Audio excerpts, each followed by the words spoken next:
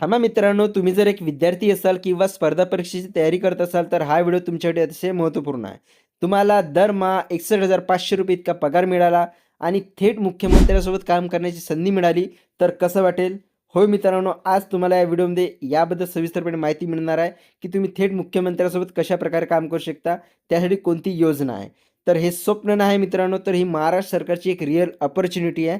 ती अपॉर्च्युनिटी म्हणजे कोणती? तर सीएम फेलोशिप 2026. तर नमस्कार मित्रांनो, मी रोशन बावणे.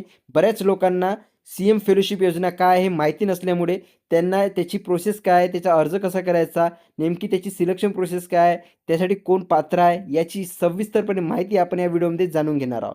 नेमकं त्यासाठी तुम्ही कशाप्रकारे अर्ज करू शकता हे सुद्धा तुम्हाला या व्हिडिओमध्ये माहिती मिळणार आहे. सीएम फेलोशिप योजनेबद्दलचा जी-आर महाराष्ट्र शासनाने प्रसिद्ध केलेला आहे.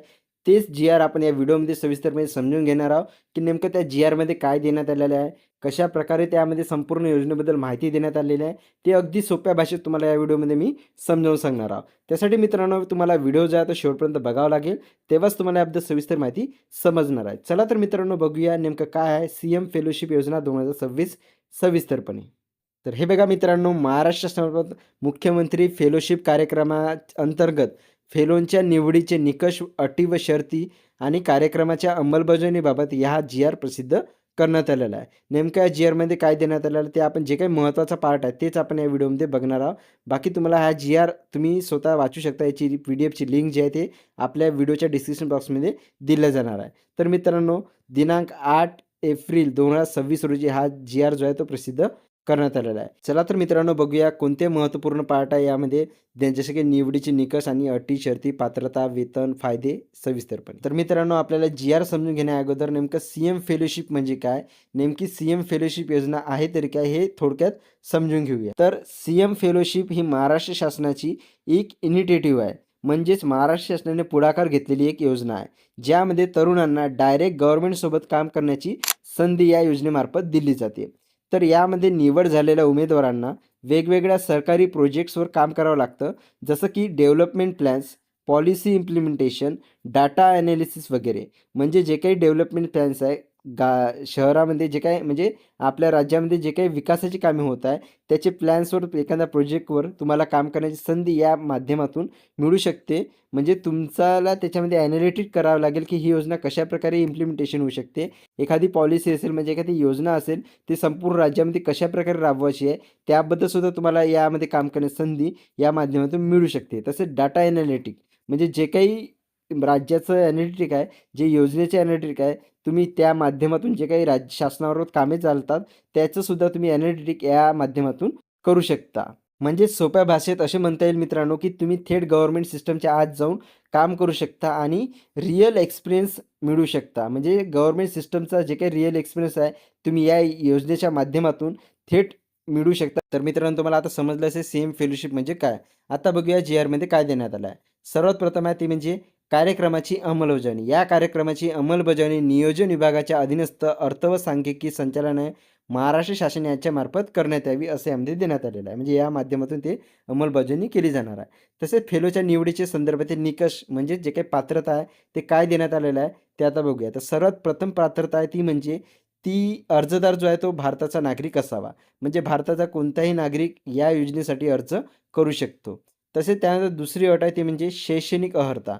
ते यामध्ये काय देण्यात आलेलं आहे, की कोणत्याही शाखेतील पदवीधर किमान 60% गुण आवश्यक असावा. म्हणजे तुम्ही कोणत्याही शाखेत तुमची पदवी असणे गरजेचे आहे. ते पण तुमचे किमान 60% गुण असणे यामध्ये आवश्यक आहे.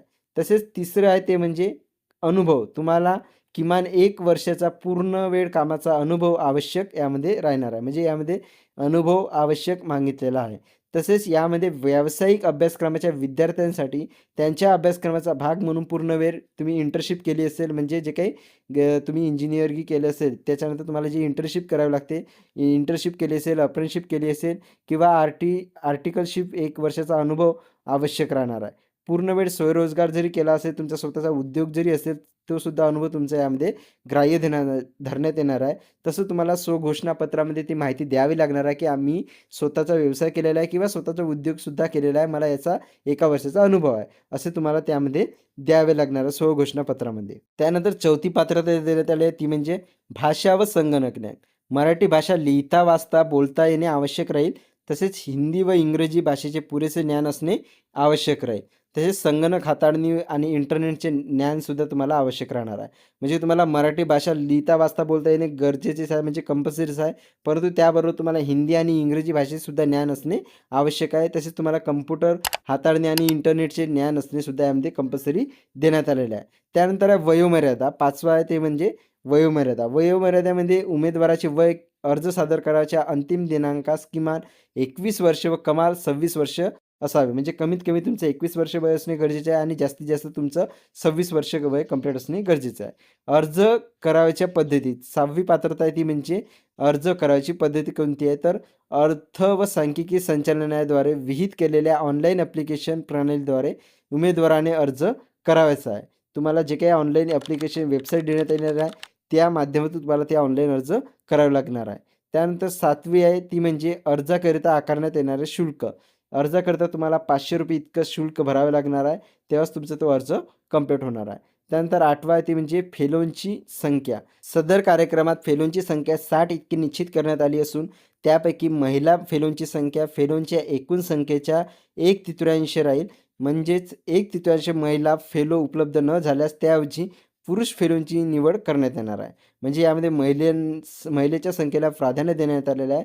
एकूण फेलोंची संख्या 60 इतकी निश्चित करण्यात आली आहे. त्यापैकी पुरुष जे काही महिला फेलोंची संख्या आहे ती एकूण 60च्या 1/3 राहील आणि जर त्या महिला तेवढ्या उपलब्ध न झाल्यास त्या अंतर्गत पुरुषांना सुद्धा यामध्ये घेण्यात येणार आहे. त्यानंतर 9वा पॉईंट आहे तो म्हणजे फेलोंचा दर्जा. शासकीय सेवेतील गट अ अधिकाऱ्याच्या सक्षम असेल. म्हणजे तुमचा जो दर्जा आहे तुमची निवड झाल्यानंतर तो तुमचा गट अ अधिकाऱ्याच्या समकक्ष म्हणजे त्यांच्या लेवलचा तुमचा दर्जा हा असणार आहे. त्यानंतर 10वा आहे ते म्हणजे नियुक्ती संदर्भातील कार्यवाही. फेलोंच्या निवडीसाठी जाहिरात देणे, अर्ज मागवणे, अर्ज छाननी करणे, परीक्षा घेणे, उमेदवाराची निवड करणे, नियुक्ती देणे यासाठी तसेच सदर कार्यक्रम राबवण्याकरता कंत्राटी तत्त्वावर मनुष्यबळ नियुक्ती करण्यात येणार आहे आणि आवश्यकतेनुसार वेबसाईट, वेबपेज तयार करणे व अद्ययावत ठेवणे, कार्यक्रमाचा प्रचार प्रसिद्धी या कामासाठी आवश्यक संस्थांची नेमणूक इत्यादी बाबींची कारवाई अर्थ व सांख्यिकी संचालनालय महाराष्ट्र शासन मुंबई यांच्यामार्फत पार पाडण्यात येणार आहे. म्हणजे ही सर्व जबाबदारी अर्थ व सांख्यिकी संचालनालय महाराष्ट्र शासन मुंबई यांच्यावर सोपवण्यात आलेली आहे. या सर्व योजनेची अंमलबजावणी करण्याची संपूर्ण जबाबदारी. त्यानंतर आहे निवडीची कार्यपद्धती. फेलोशिपसाठी अर्ज करणाऱ्या उमेदवारास ऑनलाईन अर्ज करून ऑनलाईन परीक्षा शुल्क भरावे लागेल. तसेच ऑनलाईन अर्ज करताना आधार कार्ड किंवा अन्य ओळखपत्र अनिवार्य करण्यात आलेलं आहे. म्हणजे तुम्हाला हे जे काही ॲप्लिकेशन ऑनलाईन फॉर्म भरायचा आहे आणि त्यानंतर तुम्हाला जे परीक्षा शुल्क देण्यात आलेलं आहे ते परीक्षा शुल्क पूर्ण भरायचं आहे. तसेच तुम्हाला ओळखीचा पुरावा म्हणून आधार कार्ड यामध्ये देणे गरजेचे आहे किंवा अन्य कोणताही ओळखीचा पुरावा म्हणून तुम्ही यामध्ये एक डॉक्युमेंट्स तुम्हाला द्यावं लागणार आहे, ते कंपल्सरी आहे. त्यानंतर परीक्षा शुल्क भरणाऱ्या उमेदवारास ऑनलाईन वस्तुनिष्ठ चाचणी द्यावी लागेल. तुमचं फॉर्म ॲप्लिकेशन पूर्ण झालं, परीक्षा शुल्क भरलं, त्यानंतर तुम्हाला एक एक्झाम द्यावी लागणार आहे. जे ऑब्जेक्टिव्ह असेल ते वस्तुनिष्ठ प्रश्नांची एक ऑनलाईन टेस्ट तुम्हाला यामध्ये द्यावी लागणार आहे. त्यानंतर ऑनलाईन परीक्षा देण्याची कार्यपद्धती संचालनालयाच्या mahadis.maharashtra.gov.in या संकेतस्थळावर जाहीर केली जाईल व त्यातील अटी व शर्तींचे उमेदवाराने पालन करणे आवश्यक राहणार आहे. यापूर्वी मुख्यमंत्री फेलोशिप कार्यक्रमाअंतर्गत काम केलेले फेलो पुन्हा या कार्यक्रमांतर्गत फेलो निवडीसाठी पात्र असणार नाही. तसे फेलोनी अर्जात नमूद करणे आवश्यक राहील. जर तुम्ही या अगोदर सुद्धा तुमची फेलोज म्हणून निवड झाली असेल तर तुम्ही त्या पुन्हा अर्ज करण्यास पात्र नसणार आहे. त्याबद्दलचं तुम्हाला त्या अर्जामध्ये नमूद करावं लागणार आहे की जर तुमची अगोदर फेलो म्हणून निवड झाली असेल तर. त्यानंतर या वस्तुनिष्ठ चाचणी परीक्षेत उत्तीर्ण सर्वाधिक गुण मिळवणाऱ्या सुमारे 210 उमेदवारांना दिलेल्या विषयापैकी एका विषयावरील निबंध विहित तारखेस विहित वेळेत ऑनलाईन पद्धतीने सादर करावा लागणार आहे. म्हणजे तुम्हाला जे काही परीक्षा झाली तुमची त्यानंतर तुम्हाला 210 उमेदवारांना यामध्ये निवड केलं जाणार आहे आणि त्यांना एक विषयावर निबंध लिहावा लागणार आहे आणि तो निबंध तुम्हाला विहित वेळेत ऑनलाईन पद्धतीने त्यामध्ये सादर करावा लागणार आहे. तसेच वस्तुनिष्ठ चाचणी परीक्षेत उत्तीर्ण सर्वाधिक गुण मिळवणाऱ्या 210 उमेदवारांची मुलाखत मुंबई इथे घेण्यात येणार आहे. म्हणजे टोटल उमेदवारापैकी 210 उमेदवाराची निवड यामध्ये केल्या जाणार आहे आणि त्यांची मुलाखत ही मुंबई इथे घेण्यात येणार आहे. त्यानंतर त्या 210 उमेदवारामधून मुलाखतीमार्फत फायनल तुमची निवड त्यामध्ये केली जाणार आहे मुलाखत झाल्यानंतर. त्यानंतर वरील 210 उमेदवारांच्या मुलाखतीसाठी खालीलप्रमाणे समिती गठीत करण्यात यावी असे यामध्ये सांगण्यात आलेलं आहे. त्या समितीमध्ये कोण देण्यात आले आहे ते तुम्ही सविस्तर जी-आरमध्ये नंतर वाचू शकता. तसेच यामध्ये मुलाखतीच्या वेळी शैक्षणिक अर्हतेसोबत उमेदवारांची सामाजिक व सार्वजनिक कामासंबंधी बांधिलकी, सशक्त चारित्र्य, सकारात्मक दृष्टिकोन, संघभावनेने काम करण्याची वृत्ती, संबंधित कामाचा अनुभव, सदर कार्यक्रमासाठी त्यांची योग्यता या आणि इतर बाबी विचारात घेण्यात येणार आहे. त्यासाठी तुमची मुलाखत यामध्ये घेण्यात येणार आहे. तसेच अंतिम निवड करताना वस्तुनिष्ठ चाचणी, निबंध व मुलाखत यासाठी अनुक्रमे 30, 20, 50 असे गुण राहणार आहे. म्हणजे तुमचे वस्तुनिष्ठसाठी 30, निबंधासाठी 20 आणि मुलाखतीसाठी 50 असे तुमचे गुण यामध्ये देण्यात आलेले आहे. त्यानंतर उमेदवाराची अंतिम निवड करताना 2 उमेदवारांना समान गुण प्राप्त झाल्यास महाराष्ट्राचा रहिवासी असलेल्या उमेदवारांना यामध्ये प्राधान्य देण्यात येईल. तसेच जर दोन्ही उमेदवार महाराष्ट्राचे आदिवासी असतील तर ज्या उमेदवारास पदवीमध्ये जास्त गुण असतील त्याला प्राधान्य दिले जाणार आहे. म्हणजे यामध्ये भारतातील सर्व विद्यार्थी अर्ज करू शकतात, परंतु यामध्ये जर समान गुण आल्यास यामध्ये महाराष्ट्राच्या विद्यार्थ्यांना प्राधान्य देण्यात येईल असे यामध्ये स्पष्टपणे सांगण्यात आलेलं आहे.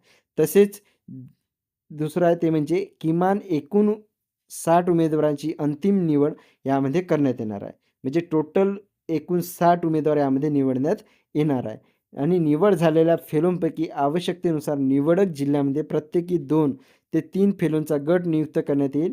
सदर फेलो हे जिल्हाधिकारी किंवा मुख्य कार्यकारी अधिकारी, जिल्हा परिषद यांच्या अधीनस्थ काम करतील.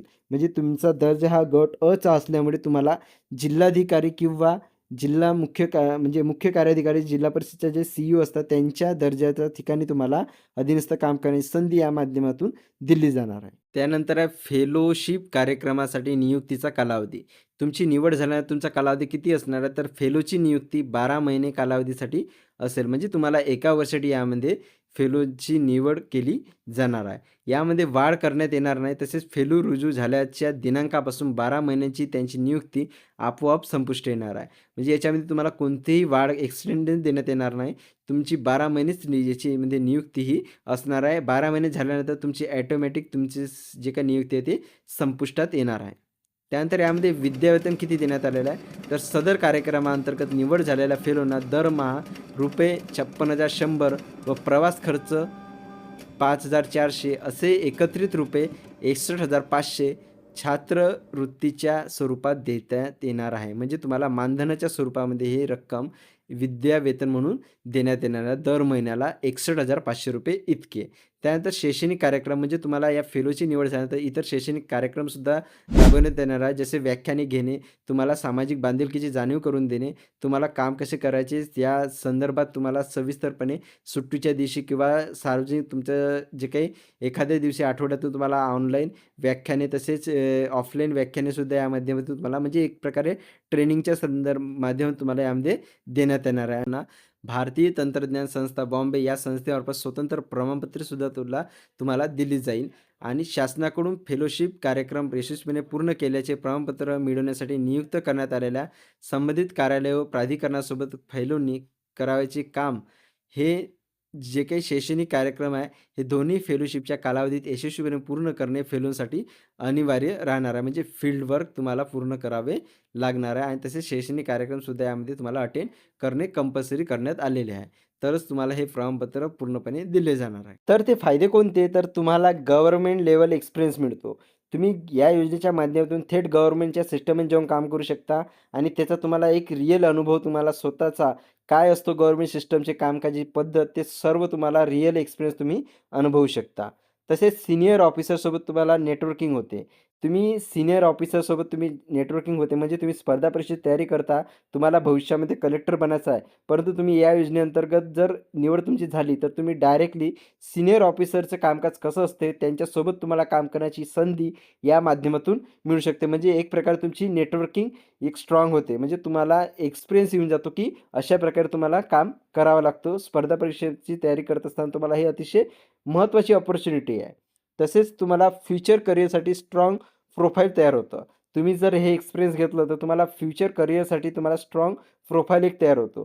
तुम्ही जर हे योजनेअंतर्गत तुम्ही जे फेलोशिपच्या अंतर्गत काम केलं तर तुम्हाला भविष्यामध्ये तुम्ही स्पर्धा परीक्षेत तुमची जर समजा तुमची निवड झाली कलेक्टर किंवा तहसीलदार. तर तुम्हाला इंटरव्ह्यूमध्ये जर तुमची प्रोफाईल जे दाखवलं जाईल, ते तुम्हाला याच्या रिलेटेड सुद्धा क्वेश्चन विचारू शकते आणि तुम्हाला रिअल एक्सपिरियन्स आलेला असतो. तर तुम्हाला याच्याबद्दल सविस्तरपणे माहिती त्यांना सांगता येणार आहे, की नेमकी प्रशासकीय व्यवस्था कशी असते. तुम्ही प्रशासनाचा अनुभव घेतलेला असतो त्यामुळे. तर तुमच्यासाठी अतिशय हे महत्त्वपूर्ण अपॉर्च्युनिटी आहे. या माध्यमातून तुम्ही ते अपॉर्च्युनिटी प्राप्त करू शकता. म्हणजे एकंदरीत असे म्हणता येईल मित्रांनो, की ही फक्त जॉब नाही तर करियर बूस्ट आहे. तुमच्या करिअरला एक प्रकारचा बूस्ट या माध्यमातून मिळणार आहे. तुम्ही फक्त स्पर्धा परीक्षेचा अभ्यास करता, परंतु तुम्हाला आता अभ्यासाबरोबर एक्सपिरियन्ससुद्धा या माध्यमातून मिळू शकतो. तुम्हाला त्या अभ्यासाचा खरा फायदा आता या माध्यमातून शासनाने उपलब्ध करून देण्यात आला. तर ही होती मित्रांनो अतिशय महत्त्वपूर्ण माहिती. तुम्हाला ही माहिती इन्फॉर्मेटिव्ह वाटली असेल तर व्हिडिओला नक्कीच लाईक करा आणि जर खरंच तुम्हाला मित्रांनो या गव्हर्नमेंटसोबत काम करायचं असेल आणि चांगला पगार मिळवायचा असेल तर ही संधी अजिबात सोडू नका मित्रांनो.